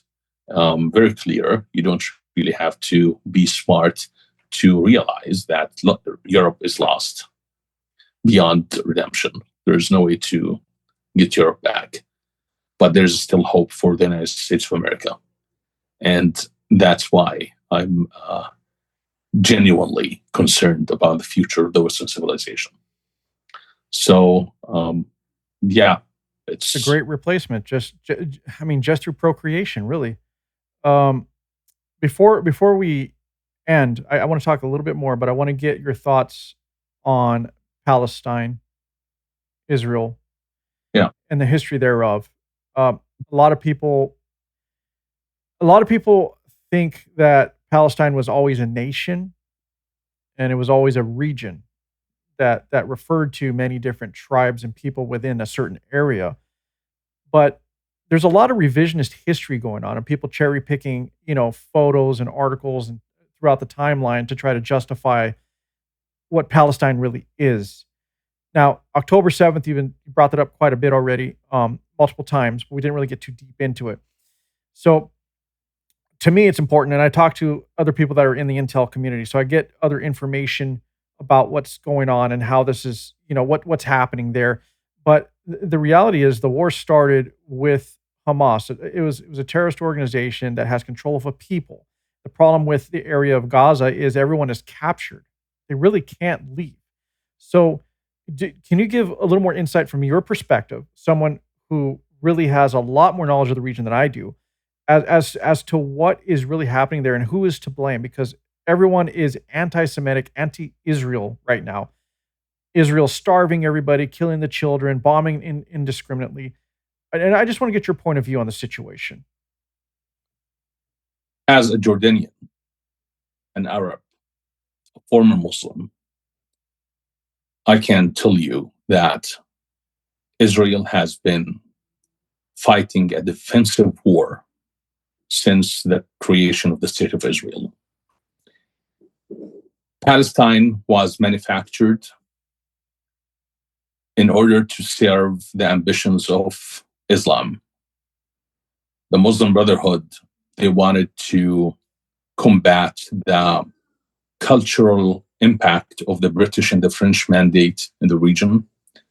They didn't like the modernity that the British brought to the region. So they had to come up with a cause to clock their ambition without threatening the newly introduced nation state that has already formed in the region. So they didn't want to challenge the new states or to be seen as a threat, but at the same time call for the reestablishment of the caliphate. To understand the Arab-Israeli conflict, you need to understand that in 1924, for the first time in Islamic history, Muslims found themselves without a caliphate, without an Islamic empire. And with the introduction of the nation-state concept to the region, the Islamic empire was fragmented. And this was a theological rupture. It was not only a political project. It has consequences. And those consequences is the erasure of the rule of Allah from earth. The Islamic State represent the rule of Allah. And if we don't have Islamic State, we don't have, Allah is not there. So what happened is that by the end of the 19th century, the Ottoman Empire, which is the Islamic Caliphate, was weakened by Europe, by different elements, external and internal. And Arabs, who also were persecuted by the Ottomans, they were neglected, so that the Ottoman were not representing the true caliphate, the true Islamic caliphate. So Sharif Hussein bin Ali of Mecca, he is the descendant of Prophet Muhammad. He conspired with other Arab entities in order to relocate the caliphate, not to destroy the caliphate. They wanted to relocate it. That's it. They wanted it to remain Islamic, just changed the center from Istanbul to Mecca. And based on that, they had the agreement with the British so that the Arabs would fight alongside the British against the Ottomans, but in return, they would get their state, their caliphate. The British betrayed the Arabs. They fragmented the caliphate. They introduced the nation-state concept. Was that a colonial conspiracy? No. It was the natural trajectory of history.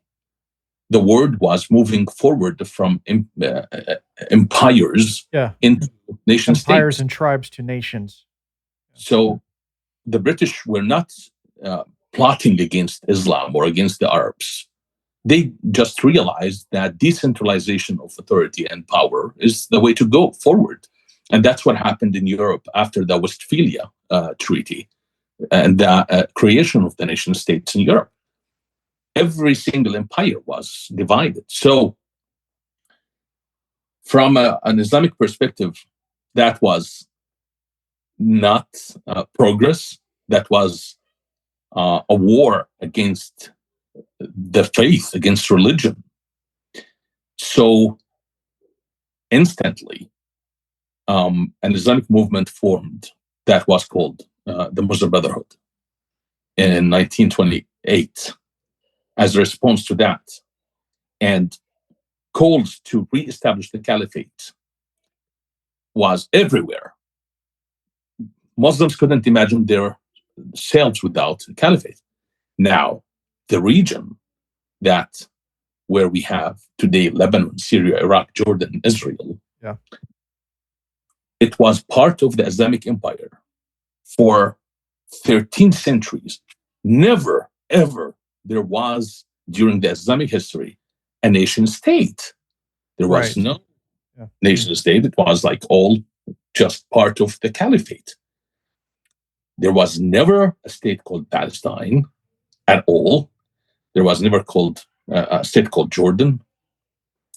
It just names for geographical spots. Syria, Lebanon. It's the name of a geographical place. It doesn't represent a state, a nation, ethnicity, nothing. What happened is when the British introduced the nation-state concept, Lebanon formed as a nation-state. Christians in Lebanon worked with the French, with General Gouraud, and they had a state. Syrians, the French wanted to divide Syria into 5 different states, but the different Syrian movements, they united, and eventually we ended up with one nation. It's called Syria. The Iraqi people did the same with the British. Jordan, it was given to the son of Sharif Hussein, who was betrayed by the British. And Jordan became a nation. And Israel, where the Jews were living, because the Jews in 1909, 40 years before the creation of the state of Israel, they built Tel Aviv city, for example. They had institutions, they built schools. The lie that they migrated to the land after the Holocaust or during the Holocaust, running away from persecution. They were always part of that area. They were running away from pogroms. They were an ancient tribal people. But that it doesn't mean anything, because at the end of the day, Christians in Lebanon ended up with a state. The Jews in Israel ended up with a state. And they fought for their independence against the British, the same way the Lebanese fought against the French. So every other country was allowed to have a state except Israel, except the Jewish people. Anyway, there was no Palestine at all. Palestine was the name of that geographical place, and everybody inside that region was called Palestinian.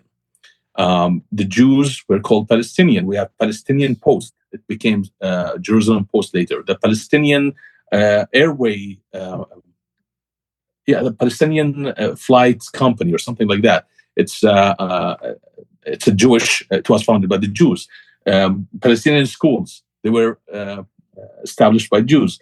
So when you read on the coin the word Palestine and they use it and say, you see, Palestine was there. It's Right. ridiculous. The British did that because it's a colonial name. It was used by the Romans, or it Yes. was the Romans gave it that name, but the British just used that name. But it didn't mean anything. There was no Palestinian president. There was no Palestinian. There was no nation state in the region. To claim that there was a state is ridiculous. Yeah, Dan, why do people not want to accept this history? Because I went down this rabbit hole, and a lot of everything you said, I have researched and read myself, and some of it you had to dig for, because again, there's a lot of revisionist history out there right now. And in the case, the Arabs also migrate to the Jewish areas. Actually, read there are different reports. Actually, there's a chapter about this conflict in my book where I explain all of this. Arabs migrate to the Jewish areas because of prosperity that they brought with them from Europe. Agriculture, development, wages were higher in the Jewish areas. The whole Palestinian identity was hijacked, manufactured, and hijacked by Arabs, because there was no way to claim the land without having some roots, and the roots, and actually there's a confusion. They're confused all the time. It's like, we are the Canaanites. We are the sons of the Jews who lived here and converted to Islam. They keep trying to manufacture this identity. But anyway, I want people to go look up the Arab Federation 1958 flag. In 1958, Jordan and Iraq, they joined together in a union, and they had a flag for that union. It is the Palestinian flag. But that union didn't last for except a few months. And then it was dismantled. And the Palestinians picked up the same flag and they use it, and they say, this is the Palestinian flag. It's ridiculous. Anyway, yeah, there were Arabs living in the land. I'm not denying that.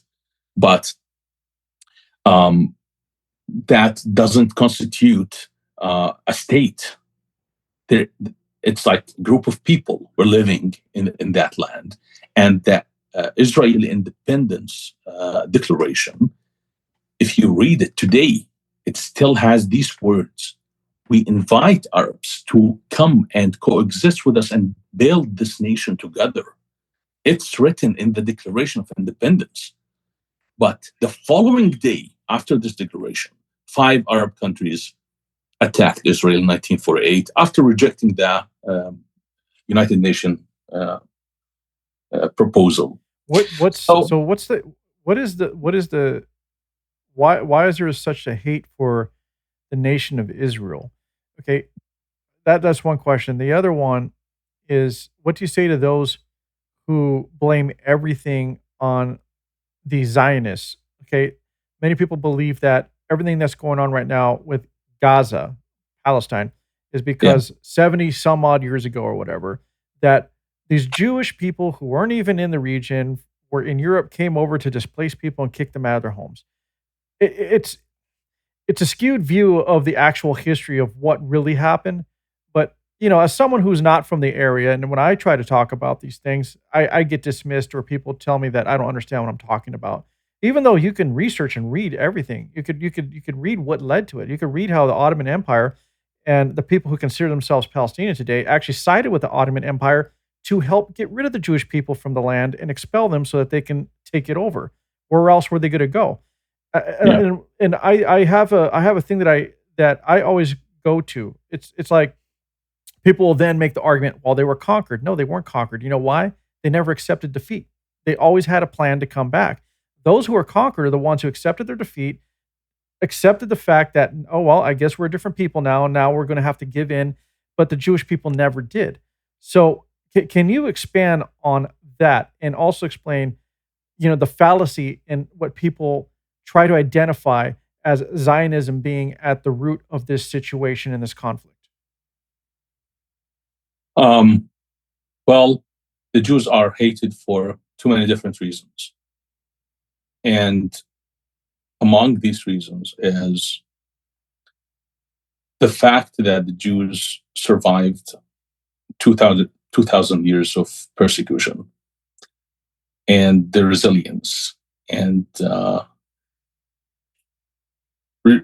they were able to rebuild after everything. So, unfortunately, we have this tendency to want greatness and glory for only ourselves. If somebody else is successful, yeah, we might be happy for him, but we want it for ourselves. So, unfortunately, people might say they can say whatever they want, but this is reality. There's some kind of envy there. Jews are successful after the Holocaust. Their representation in every single industry or progress, they're everywhere. So there's one of the reasons. Other reason is the radical left has its ideology built on grievance and victimhood, and Israel defies that ideology, destroys it. Israel is not built on victimhood. Israel is built on resilience, and so again, they don't like that. They don't like the fact that Israel is survived everything, and it's successful, and not only that, it's powerful. It's becoming one of the most powerful states in the world. It's like, and you have religious hatred, of course, in Islam that was inherited by Muslims in the sacred scripture and in the history itself. So there are too many reasons. I can't list a lot of them, but none of them is legit or right. It's all based in false perceptions, and the Zionism, to accuse the Zionism movement of atrocities and to be the reason behind is ridiculous, because the Zionist movement started as a response to persecution. It was not established as a biblical, apocalyptical movement that wanted to bring the Jews back to Israel. And no, it was a response to what was happening to the Jews in Eastern Europe and in Russia. And that's why the pioneers of the Zionist movement didn't care about where this Jewish state would be. They just wanted a state because they wanted self-determination. And that's why Uganda was proposed by Theodor Herzl to the Zionist Council at the beginning. So the Zionist movement is simply defined as the right of the Jewish people to self-determination, because the Jews have tried everything to assimilate, to coexist, to never worked. So they realized, okay, we're done. We need our state. We need to govern ourselves. That's it. And the Zionist movement is trying to protect the state of Israel.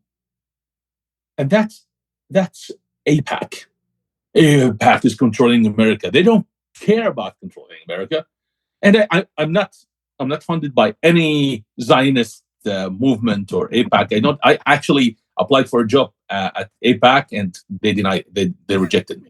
So, but what they're clear about their mission: we want to keep the Congress pro-Israel. Why? Because we want to protect the state of Israel, which exists in an ocean of enemies.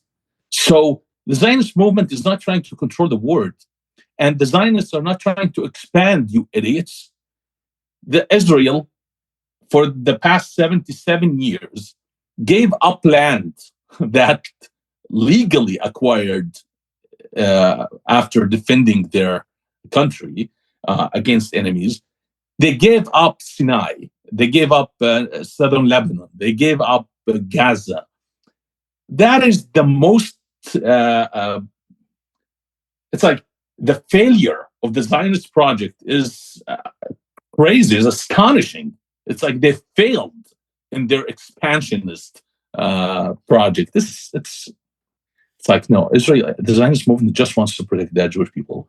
So we need to understand this alliance between the radical movement, the radical left movement, and Islam. I had to say this. They don't care about Islam. They don't care about Palestine. They don't care about Muslims. They don't care about children. They don't care about women. They care about any tool that could be utilized to attack the Western world, the Western civilization, capitalism. Because in their blood, there is this, it's a virus that makes them see that the Western system, the power systems in the West, are responsible for not creating their utopia. They're the obstacle. They want to create a utopia, and by taking the West, they could achieve that. And Islam and Palestine is only utilized to achieve that. So what we are experiencing today is not only anti-Semitism. If we only reduce it to anti-Semitism, we miss the point. It's not. It's anti-Western, anti-America, anti-freedom, liberty, capitalism, individual rights. So that's how we must see what's going on today. Right. In the Zionist movement, absolutely correct what you said. It was a both a response, twofold to me. It was a response to their treatment and a persecution in Europe. Also, it was a long-standing need to get back to their land, which they were displaced from. You know, that's why they ended up in Europe in the first place. So the narrative that, you know, they're wrong for wanting their land back, that they never actually gave up or forgot about, to me has always been ridiculous. And correct. No, I mean, in the I'm sorry. declaration, I want to add one thing to your point. yeah, Going back to the land, it was actually, if you look at historical records, prior to 1917, before the Sykes-Picot Agreement, which divided the Islamic Empire into nation states, before that was revealed, it was actually leaked by Bolshevists. They revealed it. It was a secret treaty. But anyway, before it was revealed, no historical records of any projection, any resistance from Muslims to the migration of the Jews to the land, except in 1881, the Ottomans resisted that, not because they didn't want the Jews to return back to their land. No. But because they were terrified of national movements.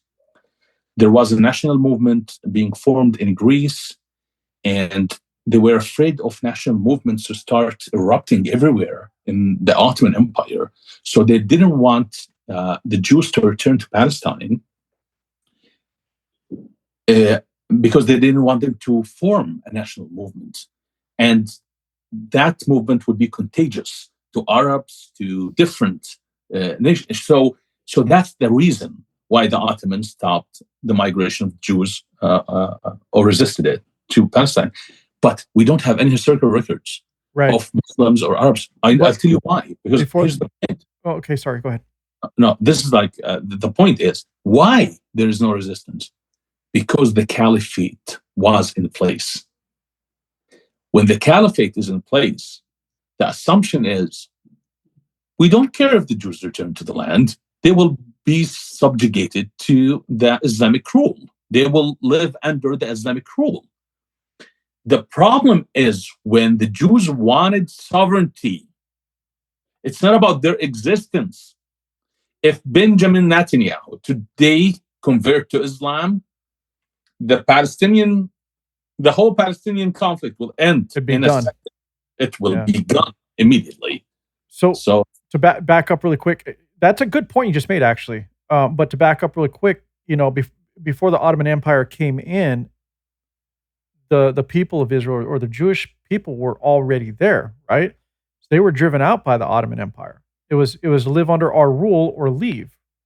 That's what happened before the Ottoman Empire got there. Once they got there, they drove them out. It's like you live under our rule, you live under our subjugation, or you're out of here, right? The Jews kept a connection to the land. Their connection to the land never ceased.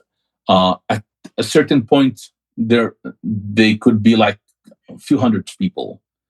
At a certain point, it would be 1,000. Doesn't matter. They kept the connection. Yes, agreed. It's not about it's. That's the history.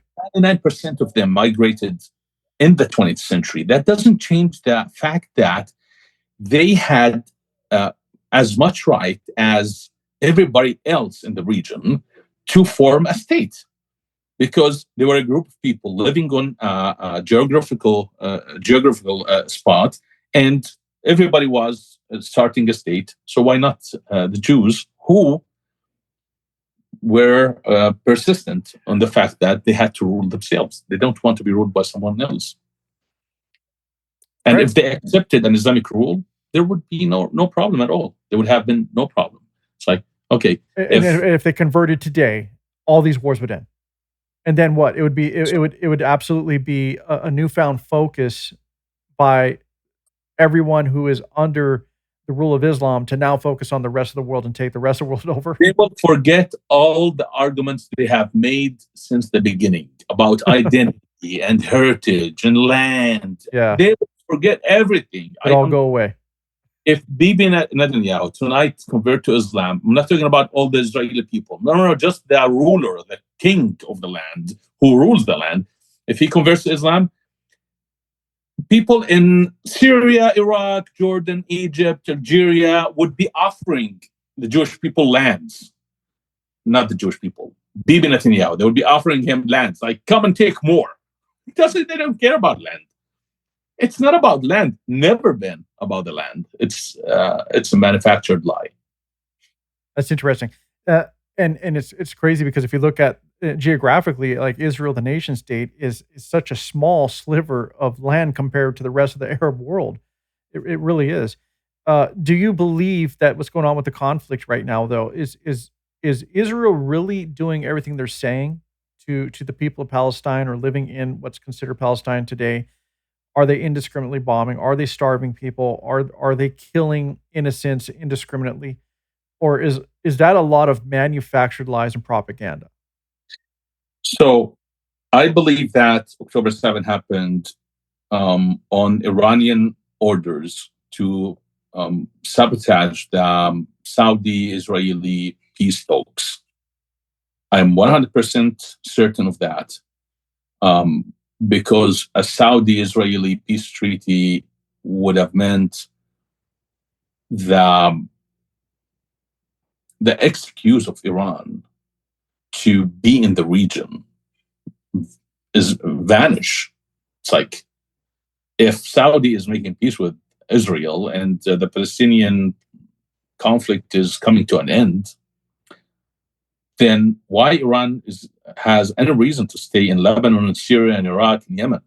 So they had to kill the peace talks between Israel and Saudi Arabia. Now, the retaliation of Israel, and this is an important point, the retaliation of Israel is not the reason why Israel is being accused of genocide and all the accusations that we see today.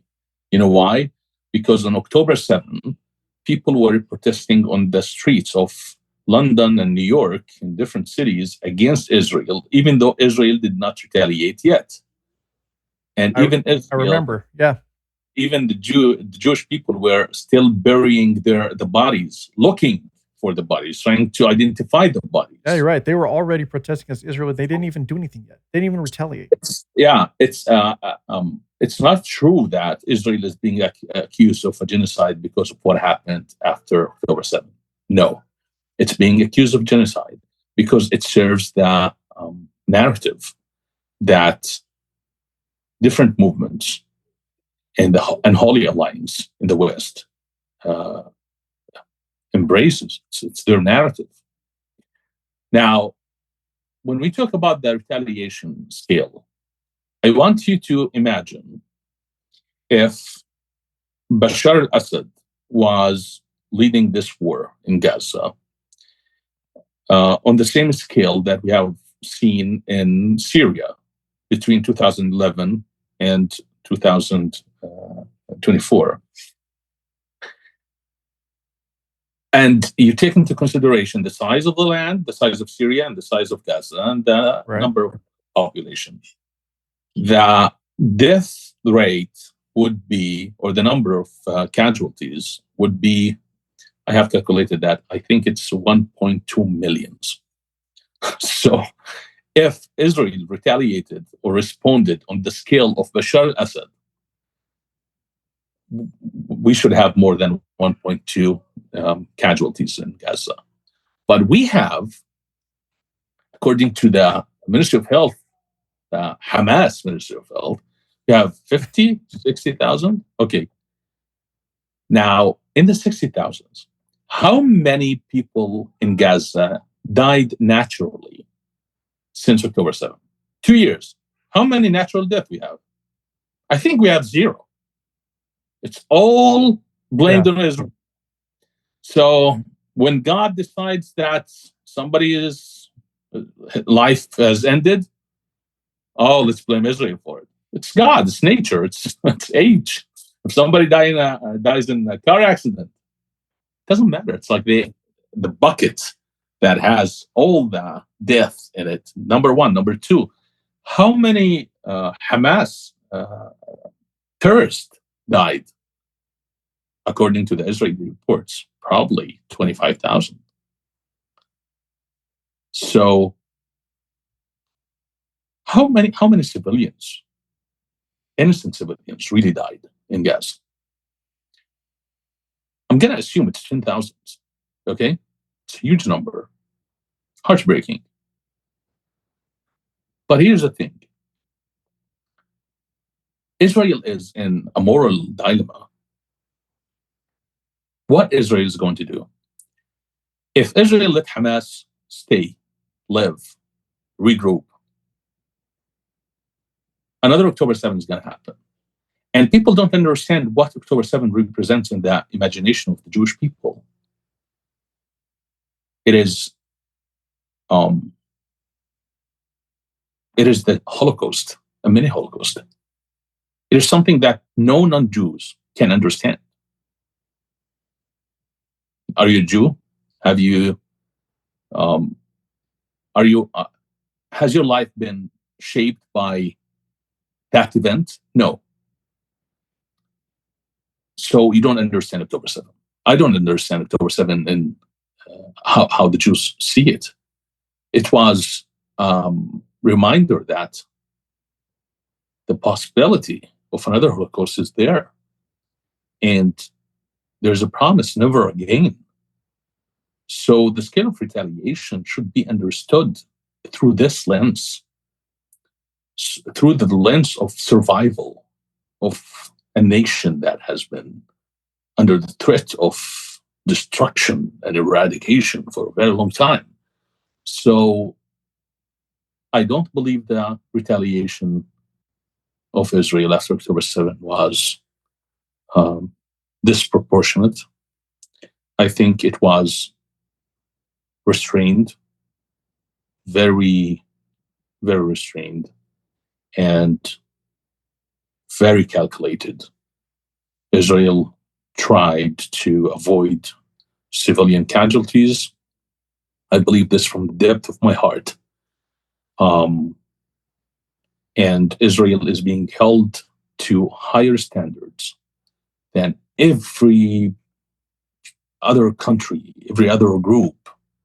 It's like no Israeli soldier is allowed to joke with another soldier as they are fighting these barbaric terrorists if there is a 5 seconds video of 2 Israeli soldiers making a joke or misbehaving, that is condemnation against Israel. It's ridiculous when you have mothers taking a pride in installing the suicide bomb vest on their children, and you condemn Israel for an Israeli soldier wearing a bra as they fight in Gaza. It's like just kidding, playing around. It's ridiculous. The moral dehumanization of Israel. It's so yeah. I again, trust me, George. I'm not saying any of these things because I'm paid by anyone. I am honest and authentic as a former Muslim, as an Arab Jordanian who lived among Palestinians for years.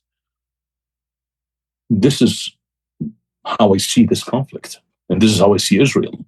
Israel is the only state today in the Middle East that is trying to protect the Druze.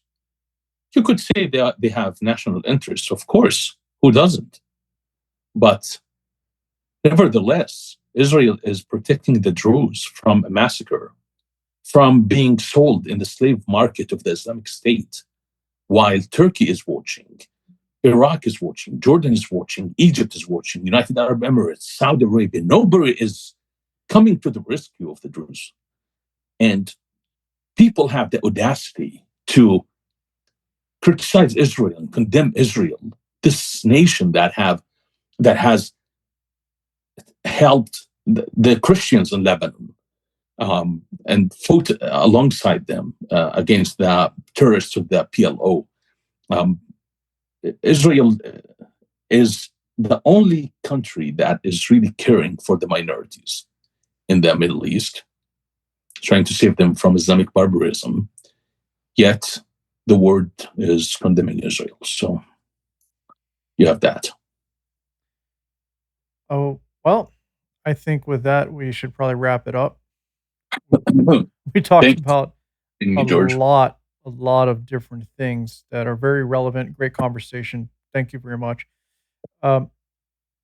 Before you go, though, please tell everybody more about where they can find you, title of your book, etc. Go ahead and let everybody know about that, please. I haven't decided on a title yet, but it's going to be about Islam, Israel, and the future of the West. So it's going to cover a lot of topics. It's going to talk about how Islam is a political ideology. Why? It's not going to be another book about information that you could find in 1,000 other books. No, it's going to be unique analysis, fresh perspective into the Arab-Israeli conflict, why Islam is incompatible with the West, why Islam is a threat to the West. Also, the Judeo-Christian alliance that should save the West, I would say, and the Abrahamic religion, why Islam is not an Abrahamic religion, and Reformation in Islam, is it possible, how to respond to this threat, how to understand the geopolitics of the Middle East in light of all these. So the book is going to be available for pre-order on September 7, and the release date is October 7. And I choose this date for obvious reasons, of course. You can find me on www.project-ex.org. If you go to this website, that's my Substack. I encourage you to subscribe to receive my articles to your inbox, and follow me on X. You also find the link on my Substack page. Thank you so much, George. No, thank you for your time. I enjoyed this, and I will stay in touch with you. It's very informative, and I do have a big interest into the history of the region and what is going on there. So again, I know I pushed back a little, but I was just trying to get the conversation to go another direction so we can hear more perspective from your point of view. Great. It was really great. And I appreciate it. I do. I appreciate your time. Honesty is the one way gate to hell.